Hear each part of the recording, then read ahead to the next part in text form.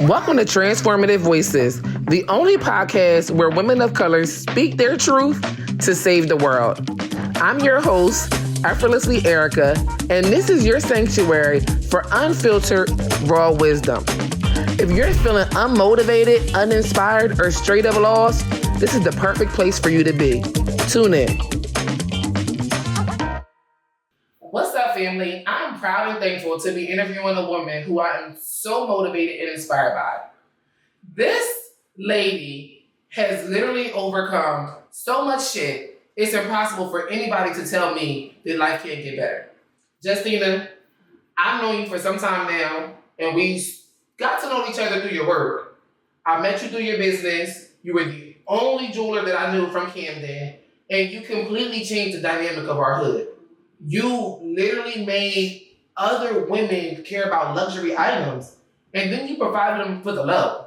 So it was for the low in terms of what you expect for diamonds and gold, but it was still for the high based on what people are usually spending, you know?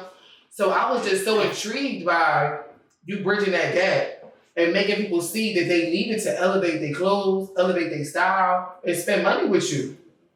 I was also really impressed by the fact that you was willing to spend money into your business. At that time, you were learning about marketing, you were really learning how to brand yourself, and you was doing everything that it took to be a full-time entrepreneur. I'm really excited to dig more into your background though, like really where you come from and the things that you've been through. So let the people know who you are. Hi, my name is Justina. I am from Camden, born and raised. I had my business with the jewelry. It's been going on for about 4 years now. And I also work a full-time job. I am a full-time single parent. I do have a daughter who is 16 years old. And that's about it for right now. Yeah. Tell me, like, I know about you in today's time. You know, I know about you being stylish, about you being friendly, about you being really resilient. But I don't really know what you've been through as a child. I even know some of what you've been through as an adult, but we'll get to that later. Tell me about your upbringing. Okay, so my upbringing wasn't the best and wasn't like too terrible.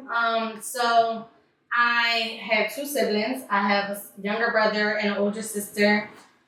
We were all, brought up in that same household for quite some time. Around 12, I want to say when I was 12, I was dealing with some things at home. My mom was suffering from addiction, as well as, alcohol and abuse. Domestic violence was in the home. So around 12, I started acting out, running away, and, just doing what I wanted to do. Home wasn't like the best fit for me in my eyes. So I got sent away to a program called the Yes. I was there. I was started off as a shelter. The judge made me become a resident there. So I lived there for quite some time. I want to say 2.5 years. So from there, diapers was involved at the time. My mom had up and left to Florida while I was there, which I hated that because I was like, how could you just, leave? But she had, still had my little brother, and my sister actually had removed herself out of the home as well. She went to stay with my dad's side of the family, her grandmother. And where was your dad at the time? My father was incarcerated. Okay. He was incarcerated. He got 15 years for manslaughter. Yes, so that happened while we was a little bit younger. So he was in jail. So I was sent back to Florida with my mom from the diapers worker. Went there probably for about a couple months. Things didn't work out. Yeah. So we actually came back. All of y'all did? Your mom, you and your brother? Yes, we came back. She actually separated with her boyfriend that she was with for a long time. So we came back, and I still wasn't satisfied with home. Things still weren't, all up to par. So I ended up getting pregnant in high school. I was 15. I got pregnant, and I got into some trouble while pregnant. So I got I got incarcerated. I was in jail, Clarksboro. Wow. At 15 pregnant, went to jail. Wow. I stood in there for about 2 months. I want to say I went in at 4 months pregnant, left out at 6 months. Was supposed to do 3 years in Hayes, and the judge gave me another chance and sent me to a program for baby and moms. Wow. Yeah, so I went there, had Ariana there. We stood there for about a year. And from there, we went to a different program, which was the independent living program. Programs that I had to complete, in order to show them that I was capable of living on my own with my daughter. And it actually worked out for the best, and I'm actually currently employed at this independent living program. That's crazy. Yeah. But you weren't employed when you left. You actually just started working there not too long ago. Yes, I did. Because when I met you, you was a full-time entrepreneur, right? I was, yes, That's I what's was. up. Yes. So you're telling me 12, 13 years old, your mom is an addict. Mm-hmm. I can relate to that. Your dad is already in jail. He has 15 years in prison, so he's not around. Yes. Your mom is in a relationship with somebody, but it's an abusive relationship. And you, your sister, and your brother are really just kind of just left to figure it out on your own. Yeah. You end up getting in some trouble, and you go through programs like throughout your whole entire life and with your baby. How did you actually stay motivated to do what's best for your daughter, especially since you came from a household where the parents may not have been doing the best for you? I want to say that right there was it for me. So it's like I always told myself, I never expected to have a kid that early. But I always told myself, when I have a kid, I'm going to do things right because certain things it wasn't right and it wasn't okay. So I just always wanted to be better. I wanted to be better. And that right there is what really motivated me, especially when I found out I was having a girl. And I know I wasn't the best kid. I was running around and doing what I wanted to do. I wanted to be grown. And, I just wanted to do better by her. That's beautiful. Do you and your siblings have a good relationship now? We all do, actually. Me and my sister just now, recently, probably I want to say within the 2.5 years, we just got really close. That's good. That's beautiful. Y'all close in age, right? Yeah, we are. We're a year apart. Wow, that's really good. Because when y'all see you and your sister next to each other, I'm like, they might as well have been twins. Y'all look just alike. It's crazy. It really is. Mm-hmm. So how old were you when you actually ended up out on your own with your daughter? I was 18. 18. New baby. Was she's 2 or 3 years old at this point? Yeah. And you living on your own in your own apartment? Mm-hmm. Were you driving at that time? I was. I got my license. I actually got my license in the baby and mom program. They helped me with all of that. I graduated successfully. They had a daycare there. They helped me with her.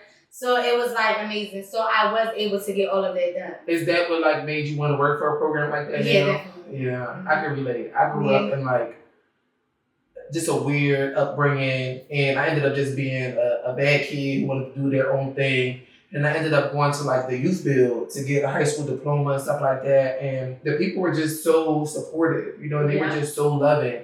And knowing you, I could really see you working in that type of space because you're so supportive, you're so loving. I always see you on social media just giving motivation, giving inspiration. And that's one of the reasons why I feel I relate to you so much.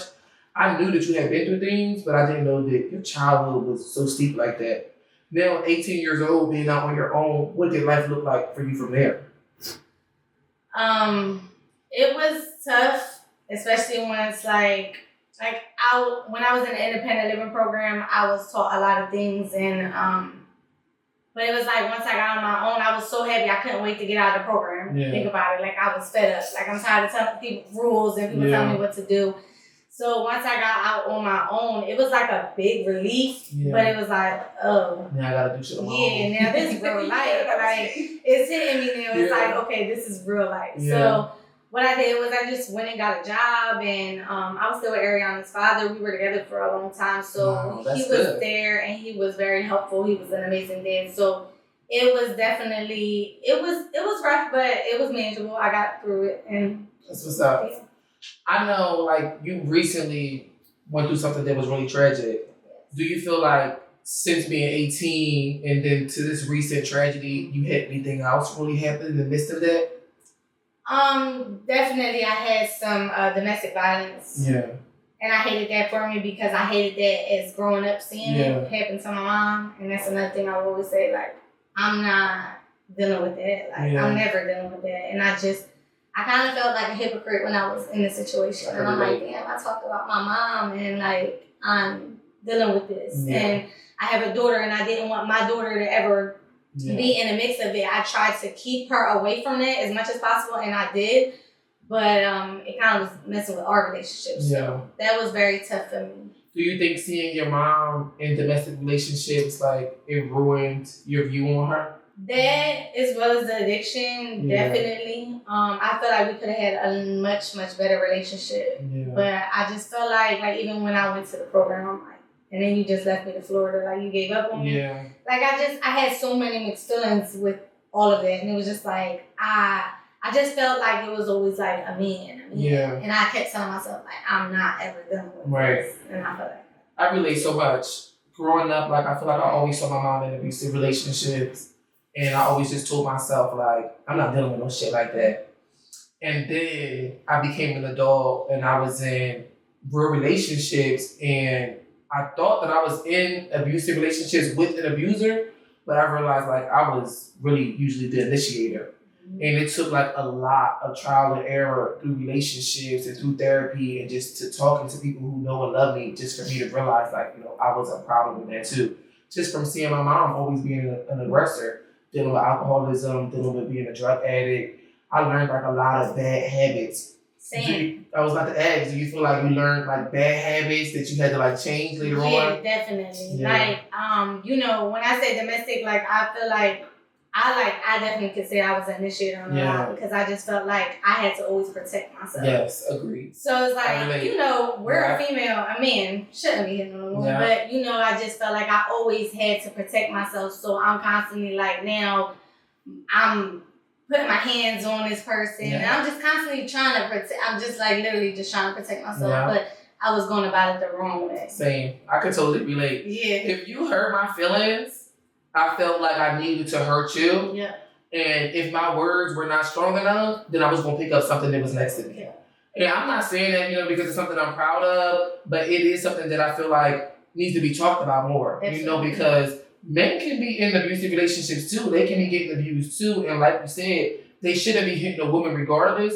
But now that I have a son, I start to think about like, what if he put in that situation? Right. Like how strong do I expect him to be? And when does it end for him? And so now I try really hard to be a good woman to my partner. But you said something earlier that really struck a nerve for me, like becoming a mother, you were really motivated to be different than your mom, right? And for me, when I became a mom, I was just like shit scared because I didn't have that 12 or 13 years with a parent. I didn't have that foundation to start with. My mom had basically been like a big sister to me my whole life. Mm-hmm. We shared a bedroom. We slept in the same bed. She was out a lot. She was cute. She was fly. That's just how I looked at her. I never had any structure growing up. I never had really any parental figures. So I tried now to like form an idea of what it looks like to be a parent. Mm-hmm. Growing up in such an estranged household, how did you decide like your parenting tactics? How did you decide how you wanted to be when it came to your daughter? I don't know. It's just like, it just happened so fast for me. Like I said, never imagined getting pregnant at 15. Right. Like, I was just having sex like, I can't get pregnant. Right. So it was like, everything. Thank God my grandma put me over for sure. Yeah. Because I would have had a couple kids. I was so sneaky. I wouldn't admit that I was. My will I ain't play. She like, listen, I know you're doing it. You're going on birth control. Yes, like I wish. But I don't regret it, you know? So it's like, everything just, I don't know. I just like, I'm just definitely going to be different. That's all I kept in my head. Like, I'm going to be different. I'm going to be different for her. And I just kept thinking about like, oh, she's a girl. Like, she is going to put me through hell. I done did some shit. She's not like that at all, right? Yeah. Now that you have a teenager and she surpassed the age that you surpassed, when you were pregnant and stuff, what is it like parenting now, like today? Like with her, like now, it is amazing because Ariana is like such a different kid. Like, you got your average 16-year-olds. They want to be outside. They want to do this. They want to do that. They on social media real big. Ariana is totally opposite. Like that. She loves to be home. We had some issues when I had Milani. When I had her baby sister. We'll get to that. But we had some issues where I was in the hospital with the baby and she was kind of on her own because her grandma was at work and she was just doing what she wanted to do freely. So we had some issues that I had to, leave the hospital, come deal with, and it was very rough. And she was really going through something, but she overcame all of that, especially right after the situation with Milani. She changed. Like, she's a totally different person. She's in the house. She's such a good kid. I come home. What's up? My house is spotless. Like, she sees that I am such a good mom and I work hard. And she always gives me my flowers. Like, and she be working too. Because I be seeing her when people is like wanting to hire somebody to do like a spa for the weekend. I see her like doing the little girl spa. And I was like, this is what we need more of, right? Like, little girls and little boys seeing their parents being entrepreneurs, working hard for themselves, creating a life for themselves so that they can go out and do it too. Yeah. She's only 16 years old and she's a part of somebody else's business. She's an employee for Tierra. Shout out to Tierra. Yes. She's doing big things too. I'm impressed. And she babysits every weekend. Like, she doesn't care to go outside. I am so impressed by you. Like, it's not easy to raise a child. Yeah, in today's time, TikTok, YouTube, everything else that you can imagine, your own background growing up, having to figure this shit out on your own, and then knowing like what you just been through like in the last 2 years, right? You said earlier that Ariana was like a miracle for you, but she wasn't your only miracle. You had another child. Yes, I did. So can we talk a little bit about like what happened with that? Yes, so I had Milani March 9th. Her birthday actually just passed, 2022. She was like the best thing that could ever happen to me, especially with what I was going through. Like, I spoke on the domestic violence, I was going through it. It was bad. I was dealing with a full-blown narcissist. Like, it was bad. And I dealt with it for almost 7 years. Wow. And it was very crazy because I was like, I wanted a baby. Ariana was getting older, and I'm like, I wanted another baby. And we weren't using protection. I wasn't on no birth control. And for some reason, I could not get pregnant. So let's talk about that with the girls, child, because God be trying to keep us out of it. I think we spoke about this on Facebook before. Yeah, he does. And he's giving you all the red flags, and I just wasn't paying attention. So I ended up finding out I was pregnant. I was so happy. Like, I was so happy. You look beautiful pregnant. Thank you so much. Yeah, I had a glow, and I was really going through it, pregnancy, but people wouldn't have known because I was just so happy I couldn't wait to meet her. So Milani brought a lot of light to my life, especially, what I was going through with her father. So things were a little bit rocky in the beginning. I was back and forth with her. Probably within 2 weeks, I'm taking my newborn out. I'm staying at my dad's, packing bags. Baby dad, it was really, really terrible. Y'all was going through a lot. It was bad. Milani was leaving. Yeah, I would leave with Milani and Ariana as well. So it was rough. He eventually got sent to prison. Sent to jail. I had to call the police. Me and him got into an altercation, and I had Milani in my arms at the time, and that was it for me. Like, when you say like, oh, I'm done, that was just like, it was done. Especially like how happy this baby made me. I'm like, oh, no, you're not gonna play with this one. Like, mom will fool. Right. So he went to jail. I was living at his house with both the kids. I was actually taking care of his kids as well. But they weren't there once he, got arrested. So it was me and the girls, and Milani started to get sick. She just had some breathing issues. She wasn't, taking her milk in well. And, I don't know if you remember when I got on Facebook, I was like, you was asking for help. Yeah, it was something to where it was something with her breathing. I think you had commented, and everybody was commenting to go get thing from the store. What they call the vapor thing, right? I remember that. What the hell is they called? Like the steamer, the humidifier. Okay. Right. So I tried that. I was trying everything, and because we all assumed that it was just like some phlegm in her lungs or something like that. Yeah, that's what everybody assumed, and me as well. So it come out that it wasn't that. She had way more underlying issues than I even imagined. So my father had her one day. I was in the mix of getting put out of the house that we were living at. They wanted me out with the kids, so I'm like having to deal with all that. My father was watching the baby. He brought her to me and was like, she stopped breathing and like she's okay now, but you need to take her to the hospital. So I was like, maybe he's just tripping and over exaggerating. Yeah, because he got a big personality. He does, and I feel like he plays too much sometimes. Yeah. But she ended up like turning blue on me, so I immediately got her to a hospital. It was like when I would pick her up, she'll get back. But but if you laid her down, then she wasn't breathing. So I did all that, took her to a hospital. We stood at the hospital she was born in Spirit. We stood there for a couple days. They didn't find anything wrong with her, so I got sent home. That night, I came out of the shower and I noticed her go blue again. So like it was it. I took her to CHOP. We go to CHOP, and now we're at CHOP for about almost 2 months. We're there. Like we're not going nowhere. She has all these issues that I never imagined her having. So she was there. She got better. They sent her home on a machine, a CPAP machine for babies. So everyone made me feel comfortable with the CPAP machine. I felt like I was in a rush to go home, and I was so excited to just be reunited with Ariana. Right. And at this time, you working on getting an apartment or different type of things. Everything. Like made it comfortable for y'all. Yeah, everything is like I'm feeling like I'm living in CHOP with my daughter, and I know I had places to go if I needed to, but I'm feeling like wow, I'm homeless right now with my kids. Right. What am I about to do? What's my next move? But it ended up all working out by the grace of God. Things happened. My brother ended up leaving me at home. Everything worked out how it was supposed to. The house got finished just in time for Melanie to come home. Wow, yeah, that was awesome. Yeah, it was. It definitely was. It was a lot of prayers, a lot of stress, but it got done. Brought Melanie home. She was supposed to have care like around 16 hours. They started off. Yeah. Then they went down to 8 hours a day. I didn't understand that it happened so fast. I was like, y'all only came for 2 weeks for 16 hours. So the nurse, she was very nice. She was new. This was her first baby.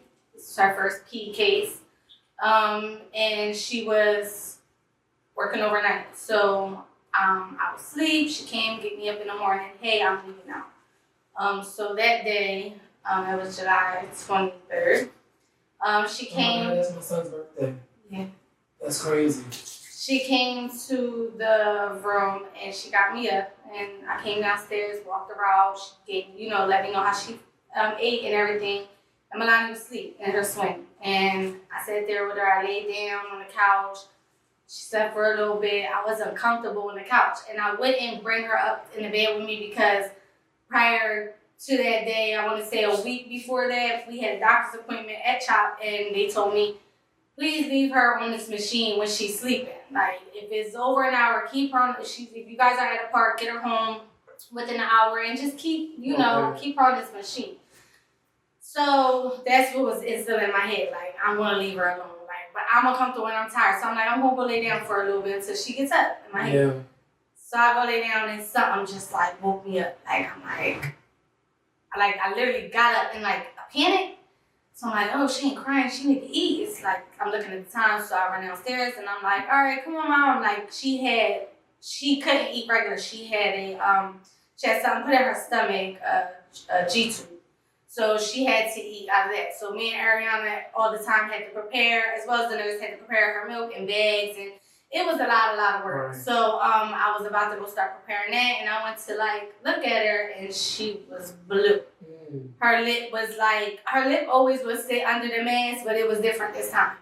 And as soon as I touched my baby, she was cold. Mm. So that I just went silent. Literally, being in that moment, literally, I felt like my voice left. I didn't know who to call, what to do. I went to even open my door to yell out to the neighbors to call the ambulance. I couldn't find my phone fast enough. And I don't know, I just feel like I just literally, I can't explain it. I just went numb and I didn't know what to do.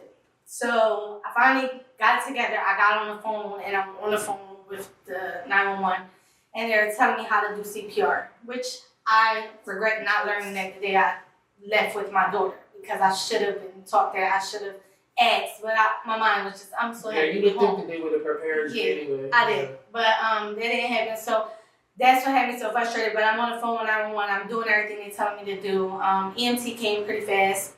They came in, they flew in, they did what they did. They grabbed her, they took her to an ambulance. I asked to go in, they said I couldn't. I went and followed behind her. in another ambulance. I went. They worked on her for a little while. She was not breathing. They had to, put a breathing tube in her. I'm sitting in Cooper. My sister comes. My daughter's there. Everyone is just, we're just a mess. And I I had faith that things were gonna be okay until like the EMT worker that brought her in, he like had tears in his eyes and he just looked at me like, I'm sorry, and rushed out. So I was like, wait, what do you mean? He just went out. So now I'm asking the doctors numerous times like, my baby's gonna be okay, right? My baby, they're like, we can't tell you yet. So at this point, I just decided to have her transported over to CHOP. It was a decision I had made because she, they worked with her and they knew what was going on with her. Right. So, of course, I asked the doctor's opinion and they agreed to it. So CHOP had, she got flown out to CHOP. So we met her there. We went there. No one was calling me. I'm sitting there for like an hour and a half. No one's calling me. I'm trying to eat. I can't eat. I'm sitting there. Finally, I called up and I was able to come up. When I went up to the hospital, to the room, I just seen my baby like so big. Her belly was so big and I'm just looking like, what is happening? I see things all over her, a lot of doctors in and out. And I sat there and, they're just basically telling me like, yeah, we're trying to work on her and that's all I can say, we're trying to work on her. So I sat there for a couple hours watching them just work, watching different doctors and nurses, and finally I just hear a beep and when I hear it, I just look over at my mother-in-law who was there for me the whole time. Ariana's her mom. Yeah.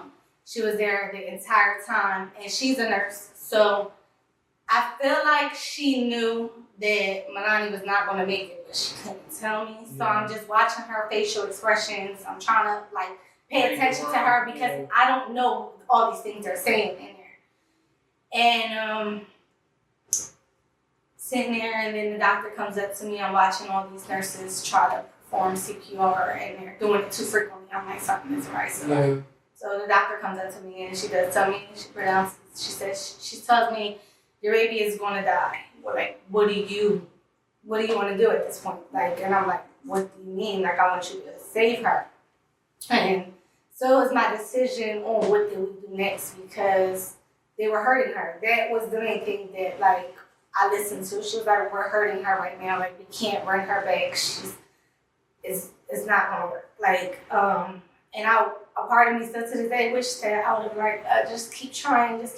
But I'm looking over at my child and she has bruises all over her belly, her stomach, everything. So it was just hard. It was the hardest thing ever in my life for me to see, witness, and just had to deal with and make that decision. Okay, so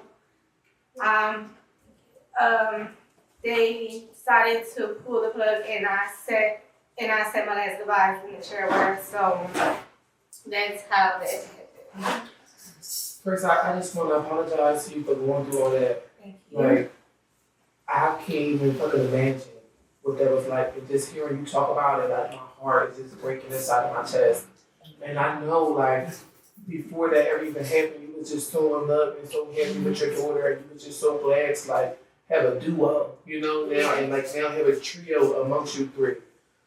Coming from a domestic relationship, having to get the courage to actually call the police, and get him removed from the situation. I know it had to feel like you were going to start to be on the other side.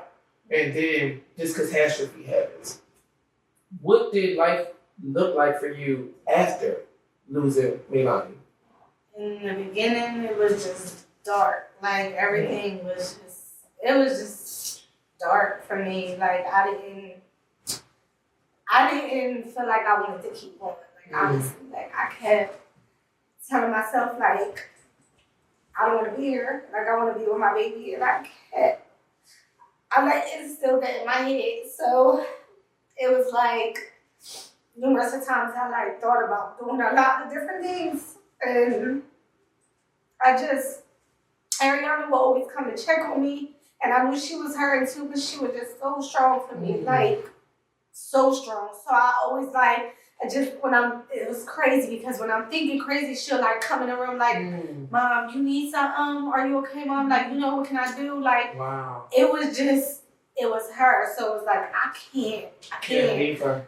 So I caught myself, going downhill again, like shrinking a lot and trying to just ease this pain that I had, but it was only making it worse.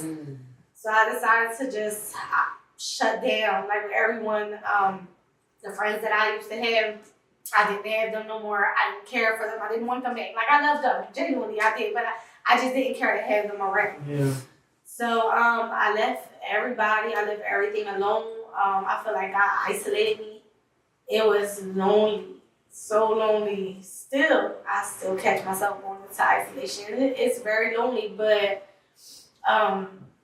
I just began to feel a lot of peace around, like in the house, and my daughter, she just so strong, like too strong and scary. Right. I'm like, right.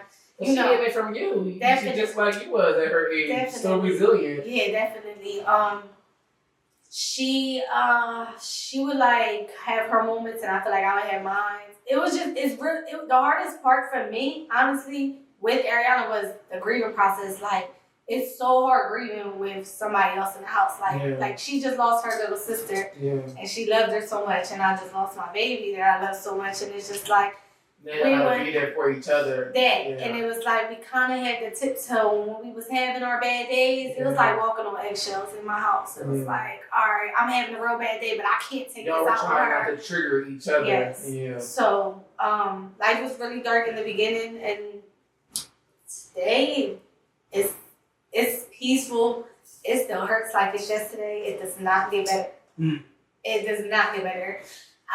So many people that didn't lose a child tell me it's gonna get better. It's gonna get better, and they don't know what you want. They had no idea because it doesn't. Like, her birthday just passed, and it was hard. It's like it was harder than last year. Like, and last year was her first birthday, and I thought it'd be better because I'm like, all right, I prepared myself. I did this before. Like, I got this.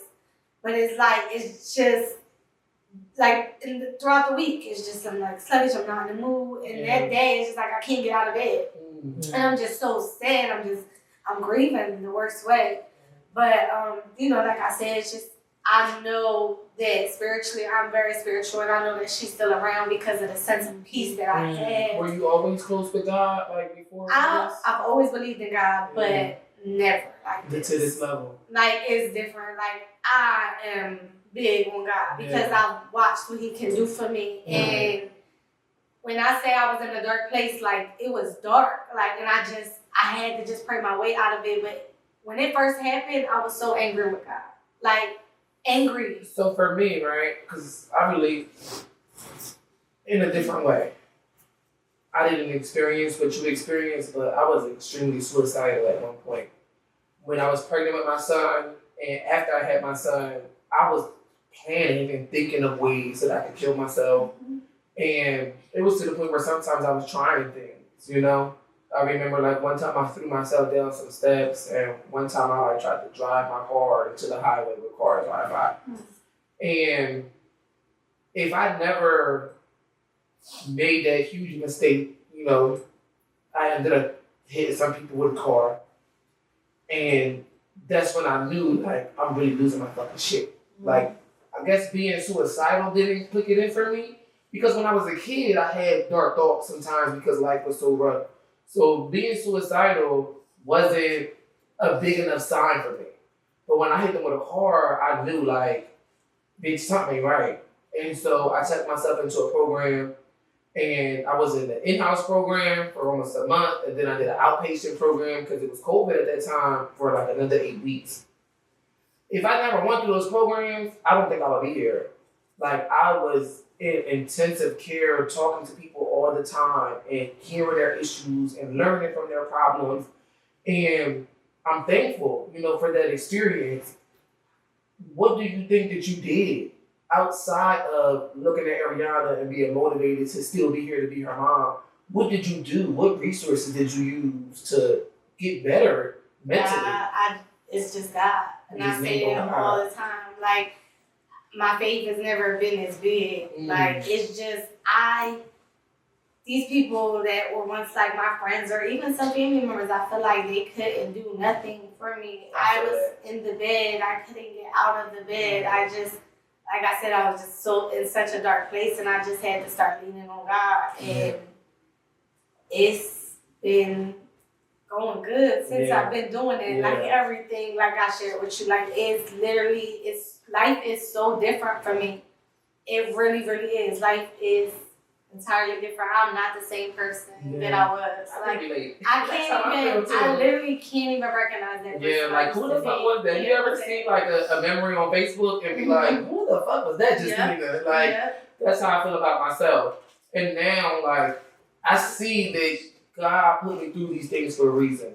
And I ended up reading a book by a licensed therapist, and the book was called Everything Happens for a Reason.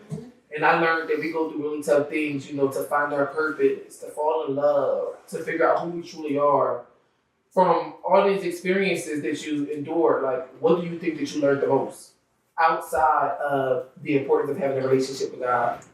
Life is so short. That is something that really, like, I just never imagined. It's like, damn, I planned, like, things when she was a baby, and I'm just like, you plan things tomorrow is really not promised. So that is something that sits with me all the time. Like I even catch myself making plans, and I'm like, I just be quiet. Just living in the moment. I'm just living in the moment. Like, you know, now I see that you use so much of what you've been through to motivate other people. You always on social media sharing your story. Just the other day I saw you making a post about like having to go through so many trials and tribulations just to get your license back.